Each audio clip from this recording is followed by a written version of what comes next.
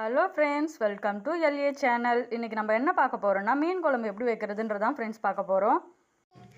Friends, பாத்திரத்தில் எண்ணெய் ஊற்றிட்டு எண்ணெய் சூடானதுக்கப்புறமா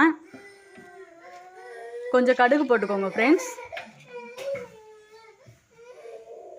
எண்ணெய் சூடானதுக்கப்புறமா வெந்தயம் கொஞ்சம் போட்டுட்டு சின்ன வெங்காயம், பெரிய வெங்காயம், ஒரு கைப்பிடி கருவேப்பிலை போட்டு நல்லா வதக்கணும். ஃப்ரெண்ட்ஸ், மீன் குழம்புக்கு சுவை கூட்டி கொடுப்பது இந்த சின்ன வெங்காயம் தான் ஃப்ரெண்ட்ஸ். அதனால் சின்ன வெங்காயம் நல்லா வதங்குற அளவுக்கு பார்த்துக்கோங்க.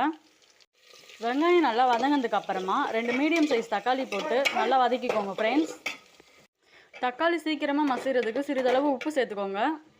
தக்காளி நல்லா மசிஞ்சதுக்கப்புறம் 2 எலுமிச்சைப்பழம் சைஸ் புளியை ஊற வச்சு நல்லா தண்ணியில் கரைச்சிட்டு 6 டேபிள் ஸ்பூன் மிளகாத்தூள் போட்டு அதையும் கலந்து அப்படியே ஊற்றிடுங்க. ஃப்ரெண்ட்ஸ், நல்லா கொதிக்கட்டும். கொதித்ததுக்கப்புறம் பார்க்கலாம். குழம்பு நல்லா கொதித்ததுக்கப்புறமா கொஞ்சோண்டு மஞ்சள் தூள் சேர்த்துட்டு மீனை சேர்த்து ஒரு கொதி வந்ததுக்கப்புறம் இறக்கிடுங்க. ஃப்ரெண்ட்ஸ்,